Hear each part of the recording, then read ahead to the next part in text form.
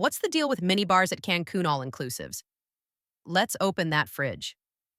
Good news. Most all-inclusives do include a minibar in your room. Expect water, sodas, and a few beers, restocked daily or every other day. But here's the catch. Premium snacks or liquor might cost extra budget resorts. Some may offer only basic drinks. No snacks or liquor pro tips.